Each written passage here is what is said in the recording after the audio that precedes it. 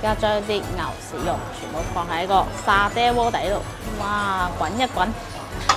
嗱，講到食火鍋，你點可以少得呢個潮汕火鍋呢？咁今日你介紹一個非常之有名嘅火鍋店俾大家啦，就係潮汕大木牛肉火鍋咯。呢個品牌呢，就係創立於1981年啦，咁都係算老字號嚟㗎啦。到依家咧都有40幾個年頭㗎咯。佢係以呢個牛肉新鮮啦、部位齊全啦，仲有就係呢個傳統手藝著稱嘅。哇，聽起都好把炮喎！嗱，就喺前面啦。今日咧嚟到嘅呢，就係佢哋位於深圳嘅江夏北站店啦。呢間潮汕牛肉火鍋呢，喺深圳已經開咗有成20幾間分店噶啦，係咪好犀利呢？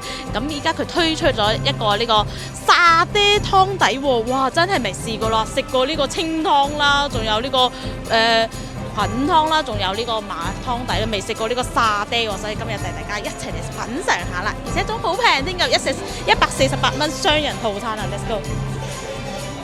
哇！入到嚟咧就可以見到佢哋而家係熬緊呢個湯底噶啦。聽講咧佢哋一日咧係有3轉新鮮牛肉到店噶，好犀利啊！全部都係啲新鮮牛骨喺度熬緊噶。嚟呢邊睇都係名廚靚作，睇下全部小師傅喺度而家擺緊盤啊，新鮮切緊啲牛肉，哇！好新鮮啊！佢啲血色咧，聞到嗰啲新鮮撲鼻咧。可以睇緊，依家師傅咧喺度切緊啲牛肉片㗎，手起刀落，哇！啲牛肉都好新鮮喎，肥格相煎，正啊！咁我哋食火鍋，你必不可少嘅就係佢嘅靈魂醬料啊！等等，如果唔識點調嘅話，你仲有呢個醬料嘅搭配指南俾大家㗎。咁我最中意嘅咧就係而家食咗，就係我哋嘅沙薑，哇！好正！哦，呢個沙薑好香㗎，加埋呢個小青桔啦。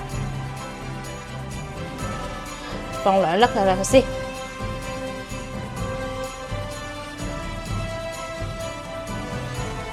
好。放咗之後咧，我哋再放少少辣椒啦，唔食得辣嘅就可以唔使理佢啦。最後豉油，我嘅靈魂醬料整好咯喎。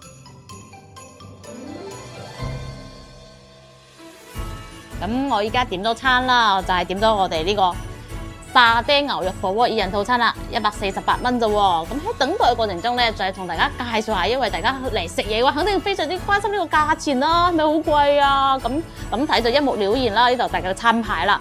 仲有其他嘅2人套餐嘅4人餐259同埋288，佢好多嘅菜式咧係唔同嘅喎，大家可以睇清楚啦。可以睇下自己想食嘅。嗱，仲有一個咧就係佢哋嘅宵夜時間段啦。呢個宵夜時間段咧，佢哋係每晚嘅10點鐘之後咧入嚟開台咧都可以享受6.8折㗎，呢個記住啊。仲有嘅就係除咗呢個之後咧，仲有呢個團購價嘅單品菜品啦。睇下呢個團購價咧，我哋可以19.9蚊就可以得到一份嫩牛肉啦，原價係32蚊㗎。咁喺線上買嘅話會平好多添㗎。好啦，我哋等待下先，湯滾咯喎，咁我哋飲湯先。將我哋嘅呢一菜粒啦，同埋呢個炸蒜蓉，哇！好啦，睇下，冇睇佢平平無奇啊，但係好鮮㗎。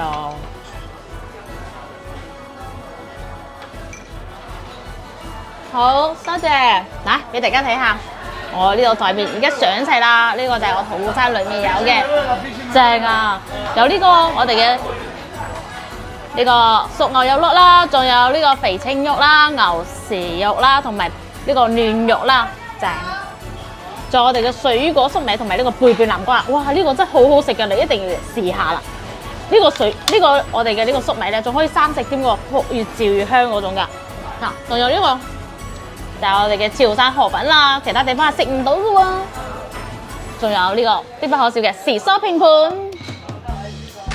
好啦，試下呢個新鮮嘅牛肉先，試下呢個沙爹鍋底，未試過。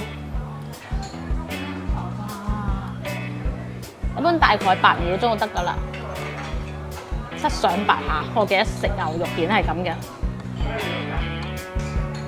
食就係食佢嘅嫩口，唔點呢個點，你要睇下呢個沙爹嘅味道先。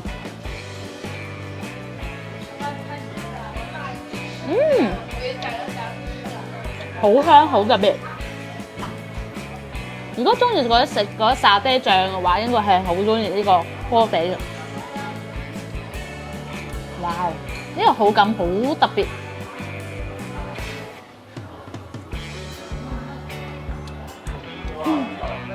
加埋呢個另外醬料，正啊！呢個牛肉好新鮮啊，試下。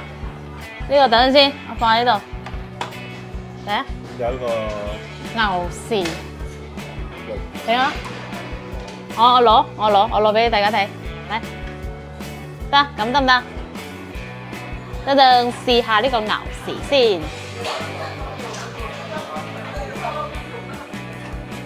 佢每個部位嘅口感咧都唔一樣㗎。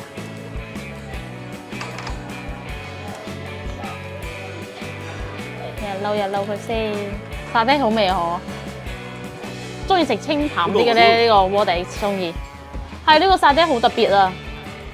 而家將啲牛豉肉全部放喺個沙爹鍋底度，哇，滾一滾。呢個牛豉咧係比較彈牙啲嘅聽，但係有啲牛豉咧係少少嗰啲筋度咧，咬起比較有嚼勁。滾一滾，基本上咧，我哋8秒鐘可以食得噶啦。如果係小朋友食嘅咧，建議再放耐少少，整全熟。正，係有少少呢個筋嘅，所以咧咬起身咧比較有嚼勁啲。哇！佢哋啲牛肉真係好新鮮啊，越嚼越香嗰種，帶少少嗰啲奶油味、奶香味，唔係奶油味，係奶香味。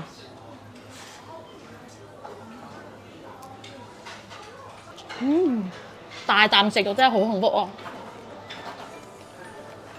真係好嫩口啊！